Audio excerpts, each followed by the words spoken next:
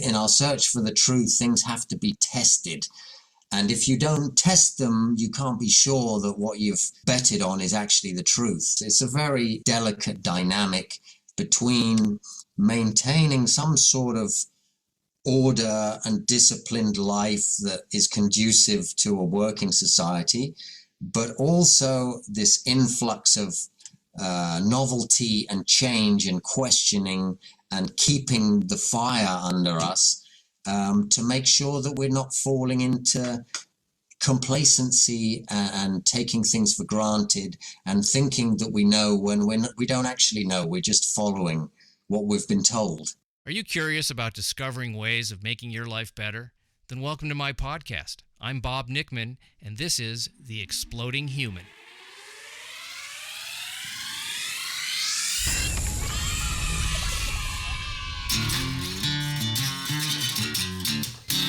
Listen in while I talk with all kinds of people in the fields of personal growth, health and healing, alternative therapies, psychology, spirituality, environment, and the future. I'm looking for those answers that make life better for everyone. You'll meet cutting-edge practitioners, doctors, artists, filmmakers, business people, and those who have overcome challenges. The brave, the curious, anyone who is out there helping us humans to explore, expand, and explode. Hey, welcome to The Exploding Human. My name is Bob Nickman. My guest today is Jason Brett Serle, and we're going to be talking about something called crazy wisdom. What does that mean? What is a wise fool? Jason talks about some of the traditional spiritual disciplines, mainly Buddhism, and how certain people have come along throughout history and shaken things out of complacency, and the value of that in helping people to expand themselves to achieve a greater spiritual life. We don't just talk about Buddhism, we talk about about many other religions and other disciplines such as music. Jason is living in Spain. He is a British writer, filmmaker, musician. He is a master in neuro-linguistic programming and a licensed hypnotherapist. So we'll be talking about what exactly crazy wisdom is, what is divine madness, and how his book, The Monkey and the Bodhi Tree, challenges our conventional understanding of sanity. I really love talking to Jason, and I love these topics. So let's jump into it. This is Jason Brett Serle. Jason, great to meet you. Boy, what a discussion we just had. Way off the topic of what we're going to talk about today in many ways, but we're going to be talking about his new book, The Monkey and the Bodhi Tree. So welcome to The Exploding Human. Thank you very much. Thanks for having me. Well, my pleasure. Let's talk a little bit about where you're coming from, because I know there's some things in your bio I was reading about. Well, you use the word crazy in there and madness, divine madness. Was that what it was? Yeah. Let's talk about those two concepts first about, because people hear those words and they go crazy. I don't, what does that mean? And so talk about that a little bit, because you're sort of approaching things in a way that's more expansive than just maybe facts, beyond that, not to diminish those. So, I mean, it's quite widely recognized that there's a fine line between genius and madness. And if you take a deeper dive into the world's wisdom traditions, then you sort of always find these outliers, these saints and sages on the borderline, oftentimes, of heresy, and treading this very fine line between genius and insanity. And in more modern times, there's a term has been coined by Chogyam Trungpa, who was a crazy wisdom master in the Tibetan tradition, and he was fairly contemporary, and he came up with the term crazy wisdom, which was his translation of a Tibetan term. And they have a very deep crazy wisdom aspect to Tibetan tantric Buddhism, and so they're very familiar with this idea of the terrain that exists where these two concepts overlap, and oftentimes for us Westerners who take sort of logic and reason to be the culmination of the human experience and capacities. And crazy wisdom sort of exists on the other side of that. So one way to look at it would be that we're very familiar with the idea of things being illogical or irrational. And we're familiar with there being a stage of development, small children and toddlers dwell in this sort of realm. They haven't yet developed their reasoning. They haven't developed the basic concepts behind a logical argument. And then, schooling supposedly takes us to a place where we understand these things and we can apply reason to arguments and discern good arguments from bad arguments and come to logical conclusions. But what we're often not faced with is the idea that there is a capacity for development beyond that. So rather than being a polar situation of logical, illogical, rational, irrational, you have three possibilities. You have the pre-logical and pre-rational, you have the logical and rational, and you have the trans-rational or trans-logical realms. So part one of the book goes into sort of laying out the terrain, the interior terrain, to bring a bit more clarity to this idea of there being post-logical, trans-rational aspects to human possibility, and argues that a lot of the absurd and unconventional behavior of some of these saints and sages was not madness, but it was coming from a post-logical realm, that obviously in our dualistic propensities to look at the world, if we look at it in black and white, then there's just logic, and everything that isn't logical, it's illogical and gets lumped together in this big, sack. And if we're a bit more sophisticated with our understanding, we can see that there are two very different aspects to it. And the saint or the sage has developed their capacity to reason, their capacity to reach logical conclusions. They know when that's appropriate, and they know when it's not. And they've tapped into certain other aspects, higher aspects of the mind that go beyond that. So crazy wisdom in a broad sense is looking at these unconventional behaviors and ideas and teasing apart which ones of them are actually mad and which are crazy, wise, mad, which is the other side of logic and reason. I like what you're saying, that there's not just a duality, that there's it's almost like a triangle. It's kind of how I'm looking at it. It's a more sophisticated way of looking at it.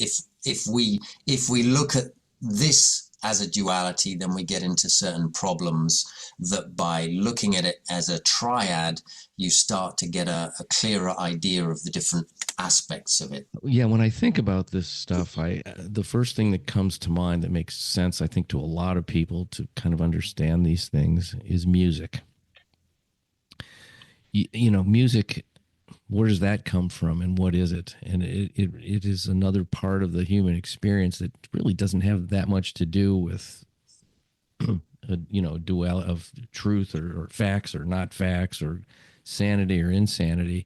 It exists in the way that it exists, and you can't control it in a sense with the mind.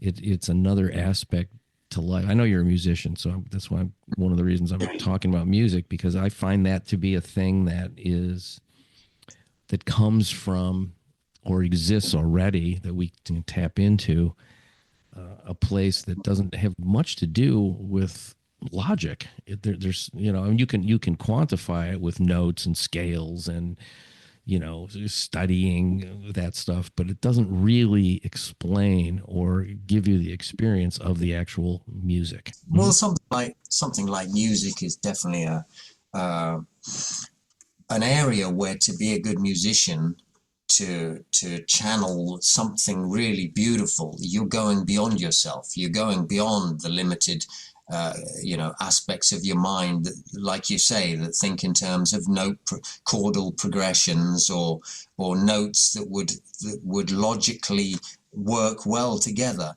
And part of the musician's job, I think, and really any artist, is to escape their own straitjacket that they wear. And I think that's what any artist is struggling to do, is to go against their own innate tendencies. And often those innate tendencies are the tendencies of the thinking mind that will take them down the same sort of path. We all have a tendency, whatever your art, we have a tendency to do things in certain ways. And often our best art is the art that we look back on and go, how did I do that? Where did that one come from? There's kind of the memories of how it all came together tend to be kind of murky, because it's not coming from that rational thinking mind. And another aspect of music and art in general is this aspect of eccentricity. I mean, it doesn't take a deep dive into looking at the great musicians or painters to see that a lot of them were kind of unique, very iconoclastic. They do things their own way. They'd often not follow the rules that had been established up until that point. And part of what the greats did was actually go and completely undermine the rules that the art form had taken until, their time. So I think it's a very clear and obvious area where we can see that to make beautiful things, you need to break out of the box that we tend to exist in. We need to go beyond what we've done before. We need to break the rules. And all of that tends towards crazy wisdom, or what I'm trying to explain in this book. All of the sort of mavericks and adepts that I talk about were people who did that, who in breaking the rules even established a whole culture of new rules. If you look at the tantric movement in Buddhism, you can see that there was a point where Theravada Buddhism, which was the classical interpretation of the teachings of the Buddha, had become somewhat stultified. It was in the hands of institutions and monasteries, and there were a whole bunch of people that were very keen on the search for truth in a Buddhist fashion, but they just weren't buying what the hierarchical structure of the monasteries and the institutes were trying to push on them. And out of that, you had this, first of all, it was heresy. First of all, you had these tantrikas who were saying, okay, the monks are going to shave their heads. We're going to leave our hair long. It's prohibited for monks to wear earrings and jewelry. We're going to wear every type of, jewelry and extra that you can imagine.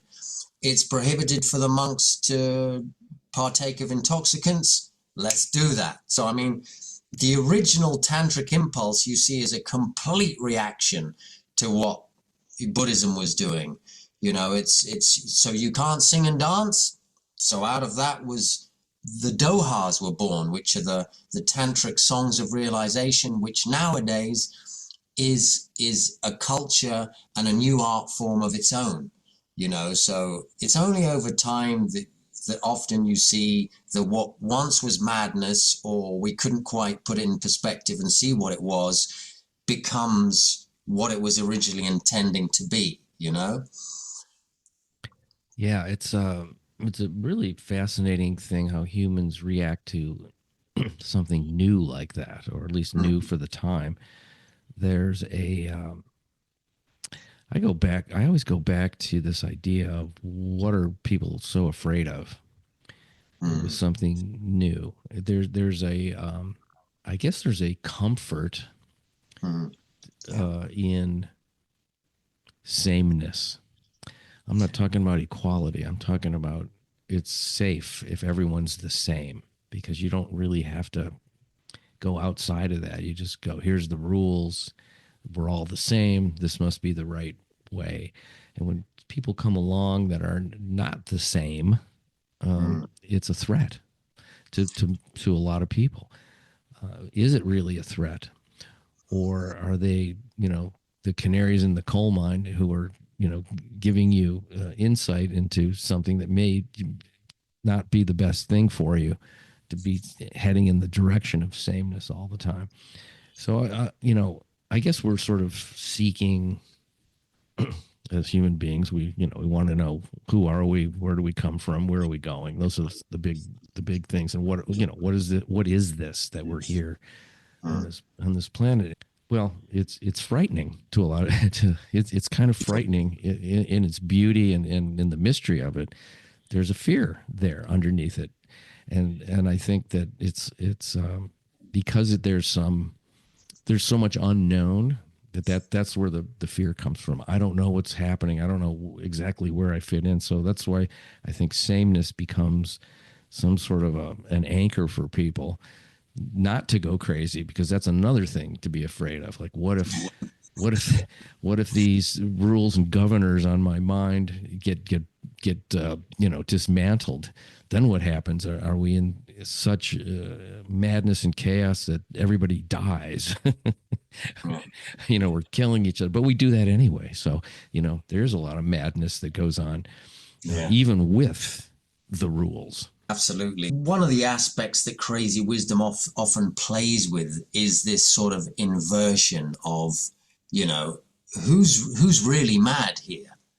And there's a lot of great quotes from these people as to, is it me, the mad one, or is it you that's, like you say, that it has this fear, that fear, and you're clinging to your worldview so as to not confront the often overwhelming aspects of reality that we're confronted with, right? We have to admit that there's a large part of the population who are content with being told what to think. It's a very comforting thing. And the more people that are doing it the same as you, the safer that you feel in that you've chosen the right club, right? You've signed up to the right rules. Everyone's doing it like me. This must be the way to go.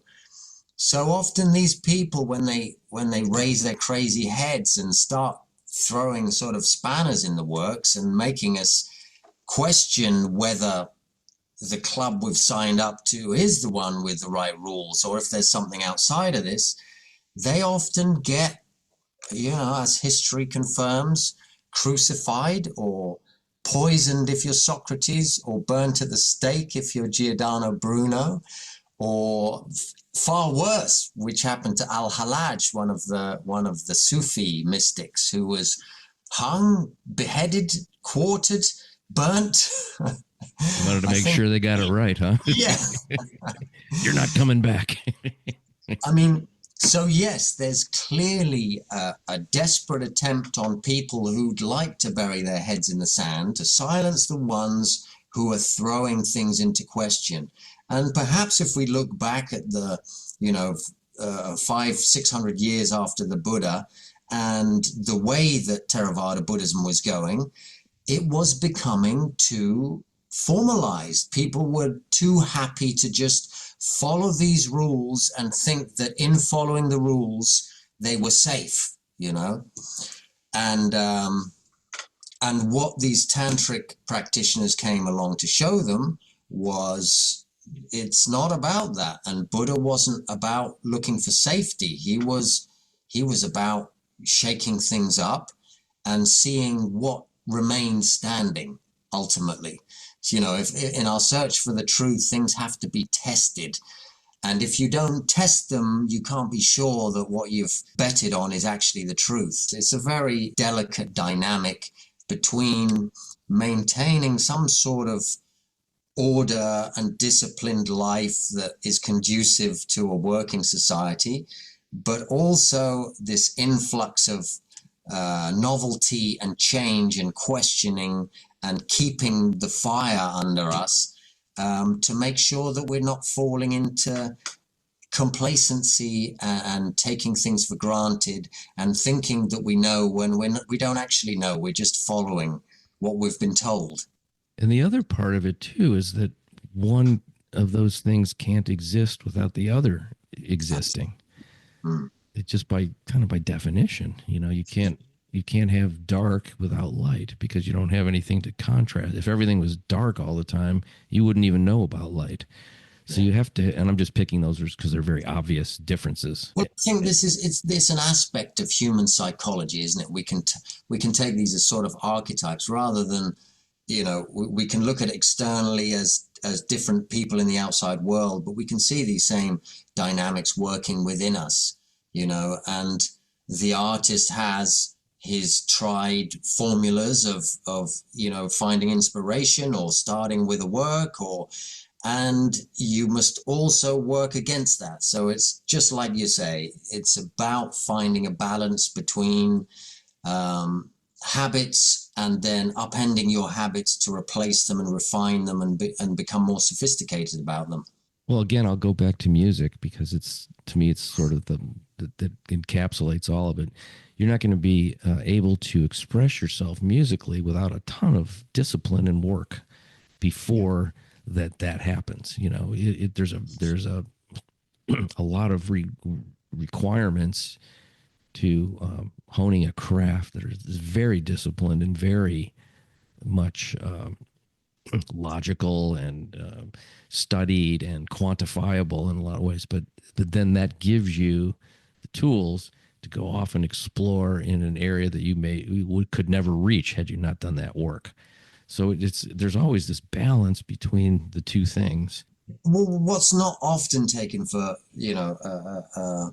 established when talking about crazy wisdom is the amount of discipline that is often underpinning the acts of many of these saints and sages. So, here in the West, we're fascinated by Tantra because it deals with sex and it deals with all these things that are so titillating to us. Yeah.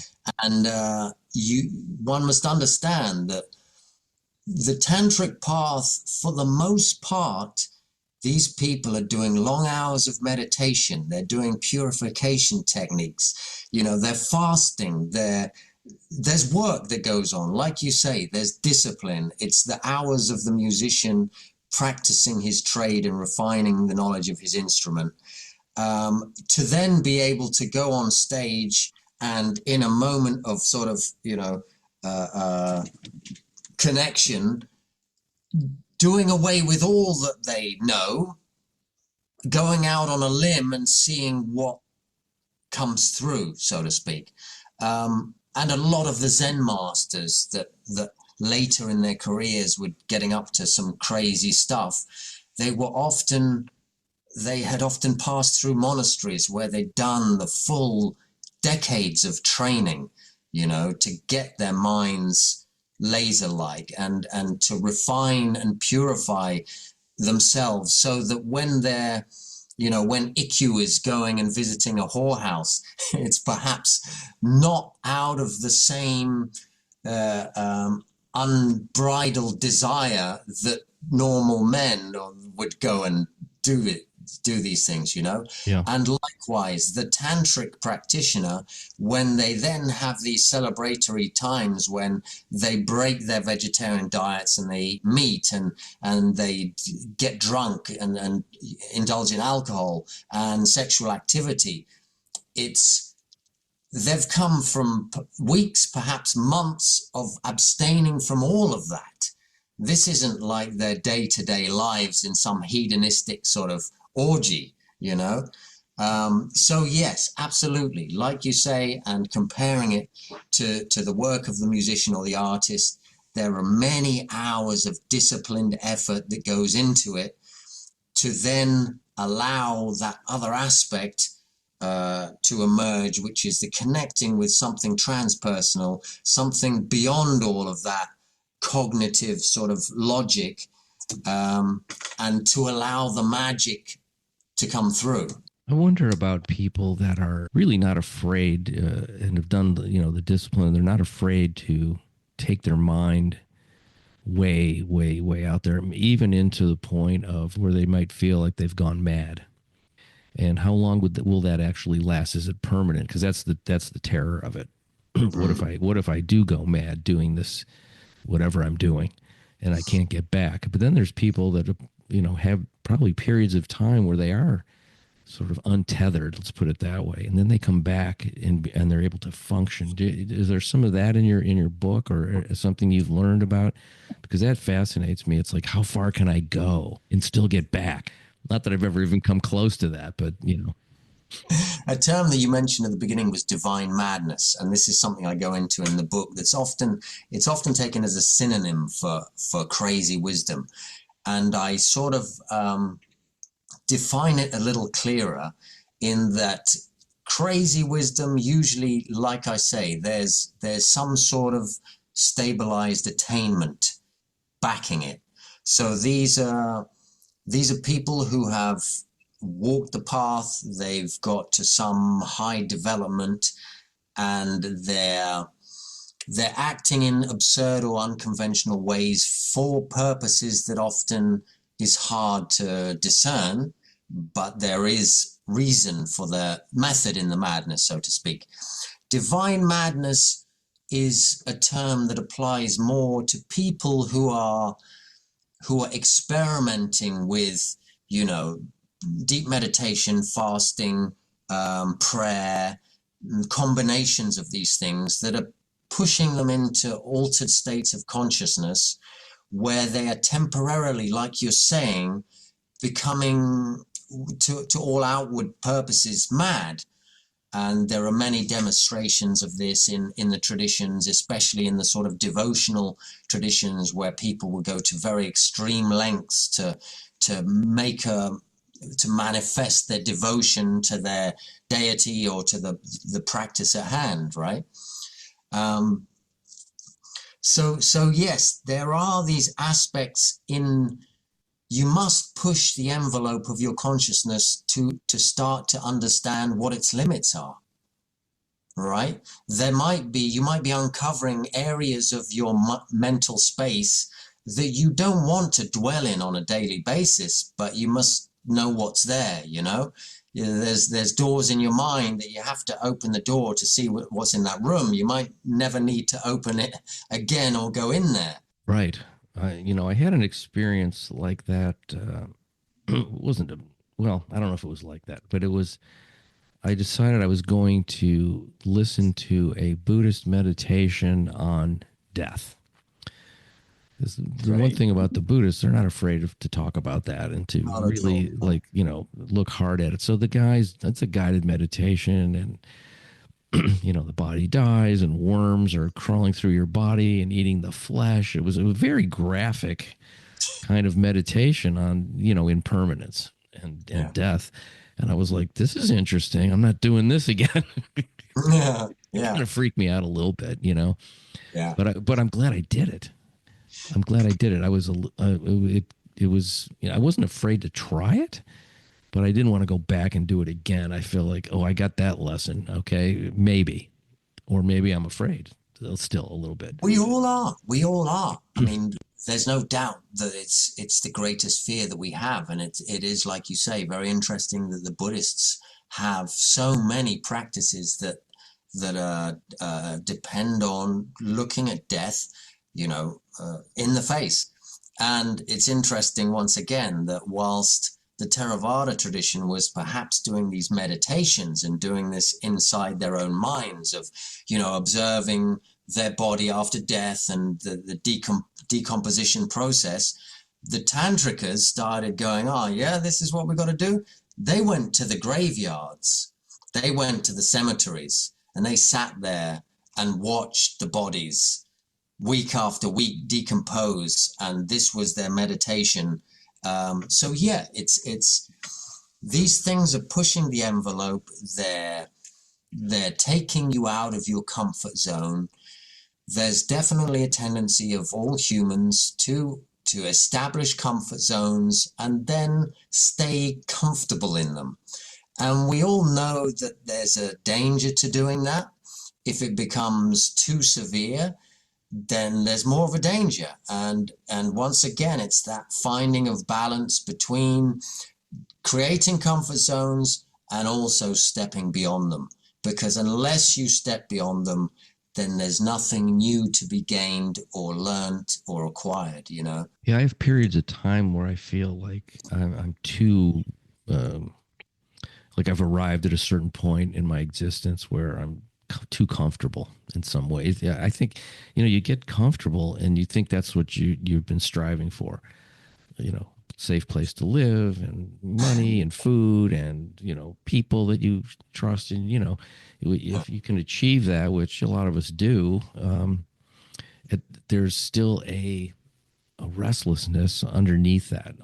Always, to me, there's like, what else? I need to shake it up. I need to take a chance in some area because it feels too complacent. And I don't know if I'm a dissatisfied person. Am I chronically dissatisfied, or is this a very normal, natural thing for humans to want to keep exploring? But we all are dissatisfied, and that's the whole thing. I mean, the first noble truth of Buddhism is life is dukkha. Dukkha, which sometimes is translated as suffering, but it's really more subtle than that. It's unsatisfactory. Life has this aspect, or conventional life has this aspect of unsatisfactoriness, that even when we get everything that we imagine will lead to our well-being, once we have it, then there's another factor that kicks in of like you say, not being entirely satisfied with that level of comfort and everything being, at our disposal, and having the food that we need and the money that we need. And so I think all of these traditions and crazy wisdom in a perhaps more extreme sense has recognized that true human well-being can never be found in these comfort zones. It always must involve the other aspect that we've been mentioning all along here, which is the tendency to break out of them, the tendency to take that risk, see what happens if we do that, poke the bull and see what the consequences are. And through doing so, we can expand ourselves a little more and grow a little bit more, Yeah, it's like too much comfort is very uncomfortable. Yeah, true. Oh no, this isn't it. Yeah. But some people, once they've struggled their whole lives to acquire that, then it's a very hard thing to recognize that maybe you've been misguided and that it requires something else, There's too often we'll just really, double down on it and force ourselves to act satisfied at having all the things that are supposed to satisfy us. Yeah, and they satisfy certain things for a certain amount of time at a certain level, for sure. I mean, I'd rather have enough to eat than not enough to eat. I would rather have that. Yeah. But am I, just gluttonous and overdoing it? And now I'm trying to figure out, what else can I eat that I haven't tried yet? And you see a lot of that here in Los Angeles, probably other cities too, where people, they want to go to a different type of restaurant all the time and try these other things. And there's a curiosity there, but there's also a dissatisfaction. It's like, now I'm going to, and then, I'm going to try a restaurant that I haven't tried, and then I'm going to critique it, and I'm going to be discussing it and, comparing it and maybe talking about it. You haven't been there, but I have.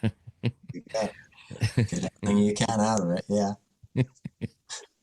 But there's also, I'm seeing at a societal level, more and more of the other side of this, which is, like you say, it's nice. It's better to have food than not to have food. It's better to fast having food than fast because you've literally got none.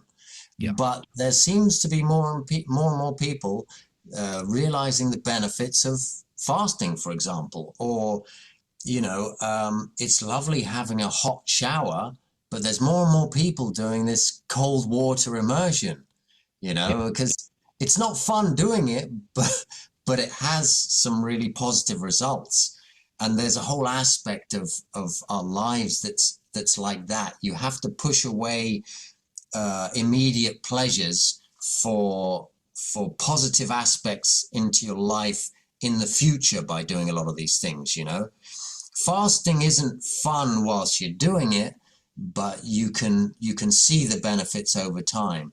And cold showers is certainly not fun once you get in the cold shower, but when you come out, your body's already sort of thanking you for it. So I am seeing society as a whole, or like in the more conventional aspects of society, are perhaps now we've got to such an abundant place where we do have all these things within our grasp. Mm-hmm. Now is the time we are realizing that it's not solving some of the other problems, and that we need to apply that sort of discipline to ourselves to not overeat and to not have the hot shower every time because that's what feels good, and so on. What a dilemma being a human being. It's like Isn't a it? constant dilemma. So true. Yeah, what a menu we got handed. Yeah. Just by being born. Beautiful, and it's everything else. So let's talk about your book for a second. The title, The Monkey and the Bodhi Tree. Can you talk about the title and what inspired that title? And So yeah, the title just came to me as a nice visual simile of what the book is about. And if we take the Bodhi tree as the symbol of sort of spiritual wisdom or knowledge, and we take the monkey as a symbol of breaking the rules, being a bit naughty and playful, and not doing what he's told, then what I'm really looking at and studying are these people throughout all traditions, because it's interestingly throughout all traditions, Christianity, Islam, Buddhism, you name it, Judaism, there are these characters, there are these monkeys in the Bodhi tree of their traditions who have shaken the tree up, I suppose, and who have done all they can to at times reestablish its original impetus, which is towards truth at any cost, towards true human development and well-being. So the book's in two parts, and the first part is sort of loosely theory and practice, part one being theory, part two being practice. And part one looks at all the different traditions. It goes into many of these sort of luminaries and adepts and crazy wise masters and saints. And then the second part is a collection of 151 short stories. They're these sort of teaching tales. And the original idea of the book was to just do a collection of these teaching tales, because I've been fascinated with them for a very long time. And you've probably heard of these stories of Zen masters and smacking their student with a big stick just at the right moment, and then coming to some grand realization as a result. Or even more extreme, Zen master Gute, who used to, when asked about his form of Zen, would just silently put up his single forefinger in silence. And then one day a visitor came to the monastery, and one of his attendants opened the door, and he was asked, "So tell me, what's the teaching of your master?" And the attendant decided to just hold up one finger in silence like his master did. And when Gute found out about this, he called for his attendant, and before the attendant knew what was happening, he cut off his forefinger. And as the attendant ran away screaming, Gute called after him, and the attendant turned round, and Gute held up one finger in silence. And the attendant achieved enlightenment in that moment, So there's a collection of these 151 crazy wisdom teaching tales that attempt to highlight perhaps a bit more the practical side, the practice of crazy wisdom, and some of the unconventional means that these masters some of the unconventional behavior and things that they did in the name of crazy wisdom. It's a wild story. Well, I'm not sure how to take it. Think you can hold up one finger? Yeah, no, not in my monastery. So I know that you've interviewed a lot of people that have, in this area. I was looking at the list of people, and I saw like Eckhart Tolle and a few other people. Okay. Was there an experience in those interviews that really stood out? And I'm not talking about what they said necessarily, but who they were, like a feeling that you got or a sense of something. And there may not be something that stood out, but I'm always curious about these people that have achieved a certain amount of, I guess, notoriety or fame in that area. It's kind of what we're talking about, Yeah. I would definitely say that one you mentioned, Eckhart Tolle, he was definitely in some other space to most people that you'd ever speak to. And I had the good fortune of spending an afternoon with him. This was in London, and I was interviewing him for a magazine. And yeah, he definitely is in a real nice space, and left me with a powerful contact high that lasted at least the rest of the day, the following day to some extent. But I can quite well remember coming from this interview, and still the ideas swirling around my mind, and being jostled into the London Underground, and making my way home, and just being on a very refined place. It was almost like I felt I could reach out and touch people and say, "You're blessed, my son," Yeah, so you felt that. Yeah. Yes. So you were actually in the room with him, and you could feel something. Yeah. Yes. No, I spoke with him for a few hours. And I definitely felt that he's in a very elevated place. He's definitely got beyond most of the nonsense that human beings dwell in, concerns of worries, concerns about themselves, regrets, hopes for the future. He's just not in any of that. Comes off as a very genuine, real person. I didn't feel any social mask being put on.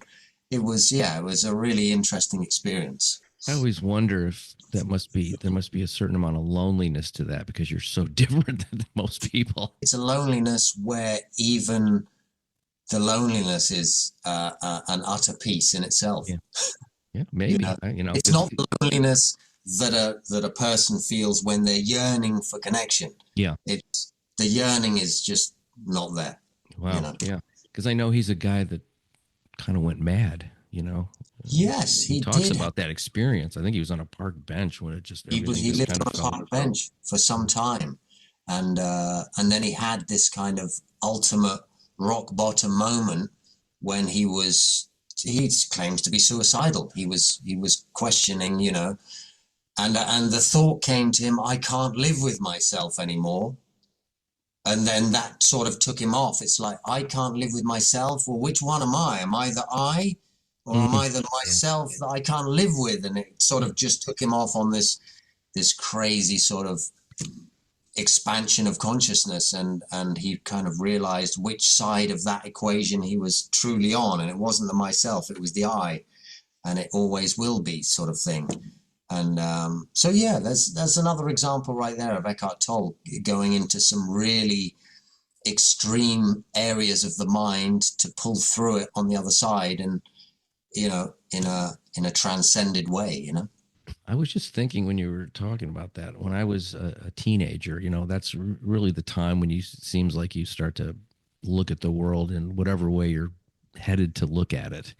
Yeah. Like a lot of the facade falls away, and you see through things, and your attitude is like, what the fuck's going on? And I had this friend who was from across the street, and I said to him, I'm going crazy. I said, I don't know why I said that to him.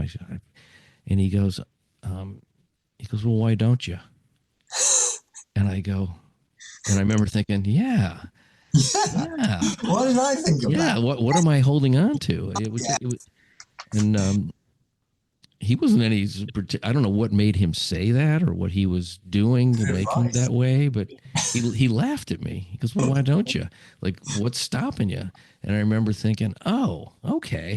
Well, if this is the instincts to do X, Y, and Z, why don't I? I'm not hurting anybody. You know, that's the only thing I don't think is probably the best way to go, is hurting other people. Yeah. Unless you're going to cut off the finger of the guy that's imitating you, then maybe. Unless they get to enlightenment through it, then best not to do it. Yeah, absolutely. Well, psychedelics are a classic way of going temporarily mad, aren't they, to some extent? Yes, they are. In fact, when they were first studying them, the psychologists in the 50s, I think they called them psychomimetics, because they claimed that they would mimic a psychosis, temporary psychosis. So that's another way to kind of delve into some real extreme areas of our mind and come back, pull yourself together 6-8 hours after the fact. So yeah, well, there is a residual effect to doing that. I'm not recommending it or not recommending it, but there's certainly there's some, I've gotten benefits from that. Me too, yeah. Certainly it's been, I haven't done any of that kind of stuff in, probably over 40 years. I have no interest in it anymore. But the times I did it I thought were very valuable to see the world in a way that was not presented to me by, the official story. If there is such a thing. Yeah. Any official story. Exactly. Yeah. Thanks for the facts on everything. Yeah. Remember my mother saying to me when I was younger and whatever I was doing, creating some sort of a problem in some way, that kids do. And she would say to me with the most emphatic, self-assured way, there's right and there's wrong, and what you're doing is wrong. And I remember going, there's no gray area here. There's nothing in between. No, this time, Sonny. But you could see that she had followed the rules, and it pissed her off when other people didn't. Yeah. And often if you've been towing the line and you've been doing it, then everyone else pretty much damn better do it. That's right. Well, sir, Jason, what a great talk. The book is The Monkey and the Bodhi Tree, and you can get that, I'm sure, wherever fine books are sold. Yeah, if they don't have it there, you can order it through any bookshop. You can get it from Amazon, Barnes & Noble. You can get it from the publisher's website, collectiveinc.com. So yeah, just Google The Monkey and the Bodhi Tree, and there'll be a whole bunch of options to get hold of it. And do you have a website where if people want to find out more about what you're doing? Yeah, jasonbrettserle.com, and that's Serle, S-E-R-L-E, no A. jasonbrettserle.com. I've done some full-length documentaries. I've got some other books. There's some interviews there and bits and pieces. So, yeah. Tell me about that documentary real quick, because that looked really interesting. The one I was reading about. Mind? Yes, that one. Mm-hmm. Right. Yeah, Mind Your Mind, A Primer for Psychological Independence. This was on the back of me studying NLP. I became an NLP master and a licensed hypnotherapist. And it takes a look at all the different ways that we're being manipulated on a daily basis for publicity, politics, you name it, for other people's agendas, basically. And it gives a whole lot of tools for people to see how this is being achieved, and therefore by recognizing what's being done to them, you can start to reclaim some of your power, and instead of being subtly guided down somebody else's street, you can decide which street you want to walk down yourself. So yeah, it was a fascinating learning curve for me as well, just to see how powerful these techniques are and how ubiquitous and how sort of universal they are, and how they're being used against us for everything. Well, there is mass hypnosis, that's for sure. It's Yeah. Mind Your Mind. And where can I see this movie? Is it accessible on platforms in the U.S.? I think it's on Prime.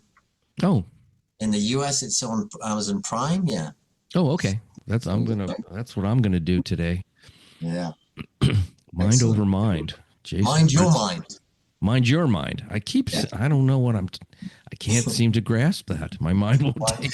Mind your mind. Mind your mind. Mind your mind. I'll say it. If I say it with the British accent, I'll remember it. There you Mind go. your mind. Yeah. Right, mate? Right, mate. Well,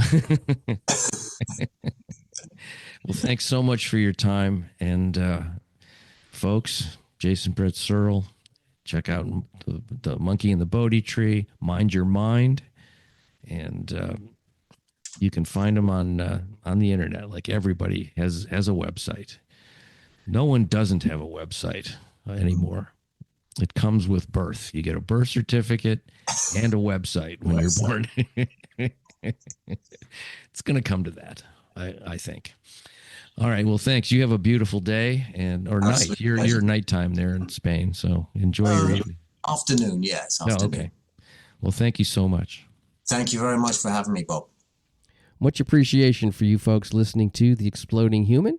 The website is theexplodinghuman.com. There's a YouTube channel where you can listen. That is The Exploding Human with Bob Nickman. Once again, I want to thank Jain Brett Serle for being on the show. And you can find him on his website, jasonbrettserle.com. Check out his movie, Mind Your Mind, which can be seen on Amazon Prime. And, of course, pick up The Monkey in the Bodhi Tree, his newest book. Have a fantastic day. Thank you.